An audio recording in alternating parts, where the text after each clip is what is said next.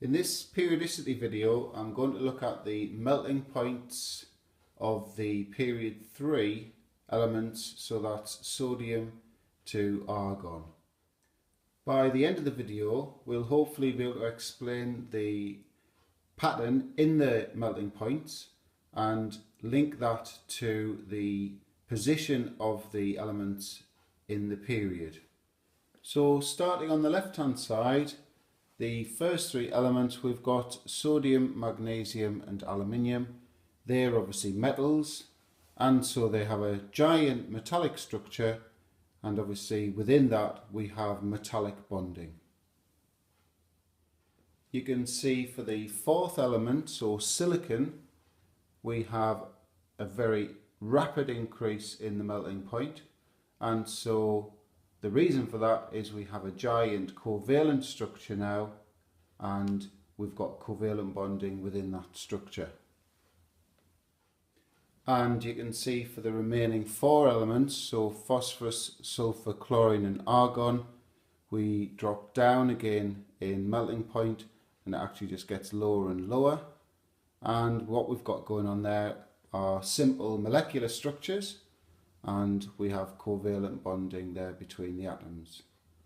So what I'm going to do is I'm going to take each zone in turn. So obviously we'll start with the metallic structure, and we'll try and explain why we've got reasonably high melting points, why the melting points are increasing, and then we'll go on to this one, silicon, explain why it shoots up, and then we'll finish with the story behind these four elements here. Why are they quite low, and why is there this sort of slight increase and then rapid decrease?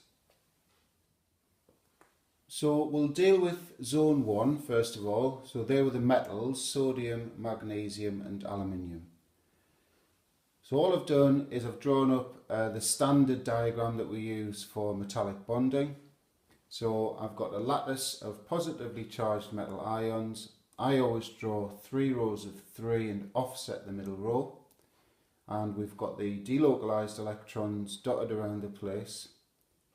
And basically all we need to appreciate is we've got high melting and boiling points. I haven't mentioned boiling points yet, but what we're saying here is applicable to boiling points as well. So we've got a high melting point due to the strong forces of attraction between the positive metal ions and these delocalized electrons, which remember are able to move all over the place. So a lot of energy therefore is needed to overcome these very strong forces of attraction.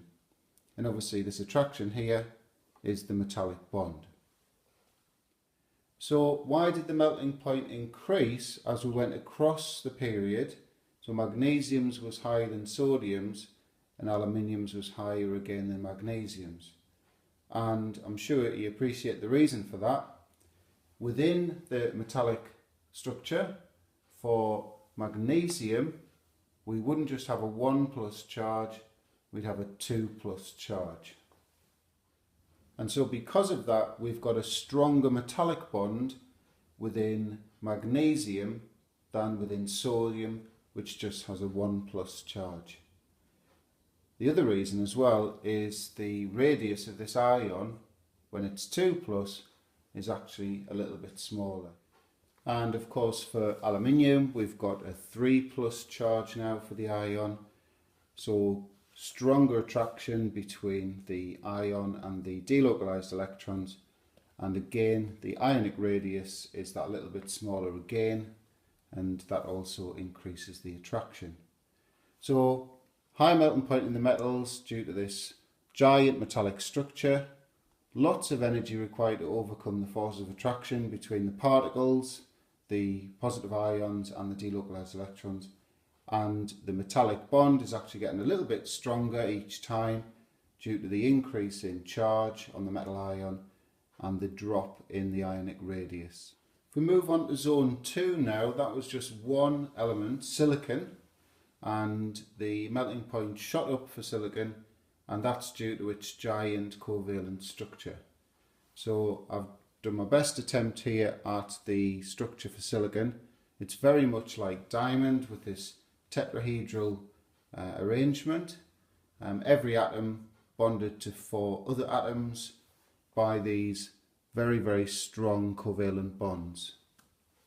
So if you're trying to melt this or boil this, what you've got to do obviously is you've got to break this structure down. So in the metals we have to overcome the attraction between the positive ions and the delocalized electrons. What we've got to do in the case of silicon, we've got to actually break these covalent bonds. Now these are very, very strong, and it requires a lot of energy to overcome all these forces of attraction. And as a result of that, silicon has a very, very high melting point and boiling point.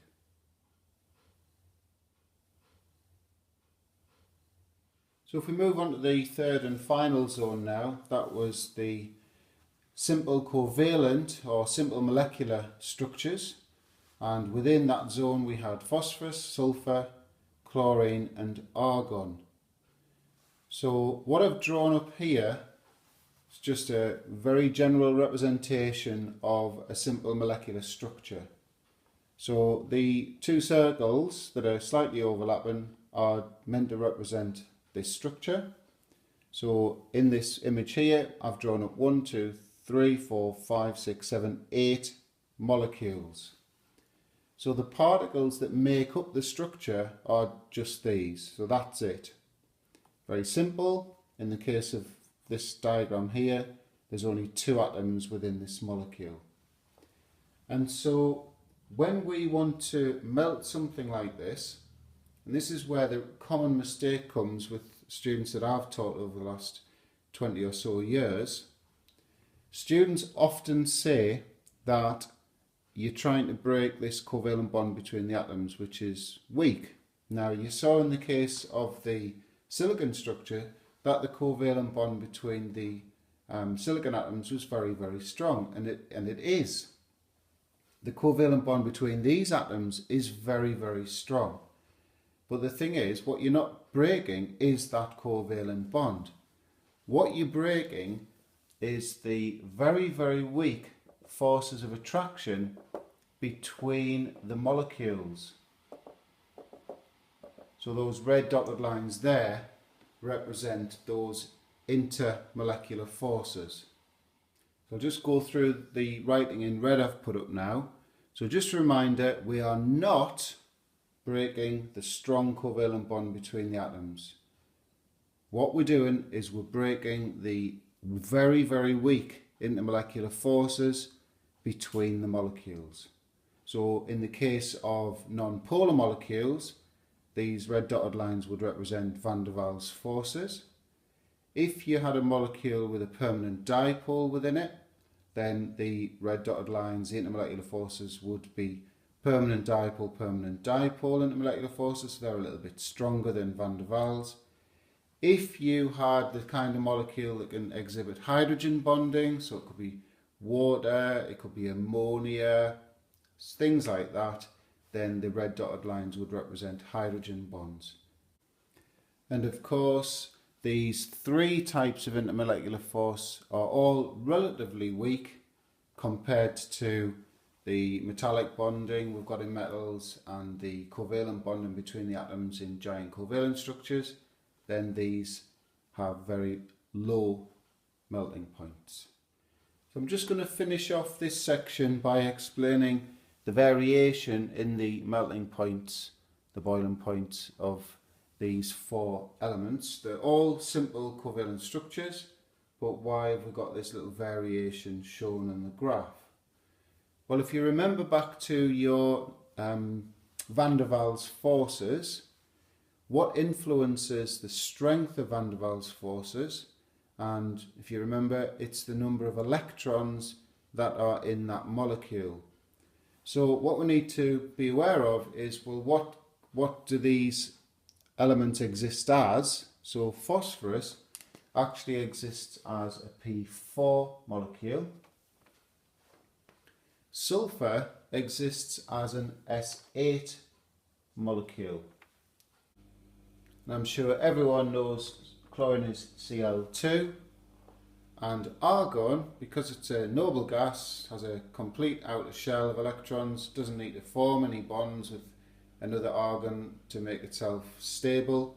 It actually exists as single atoms.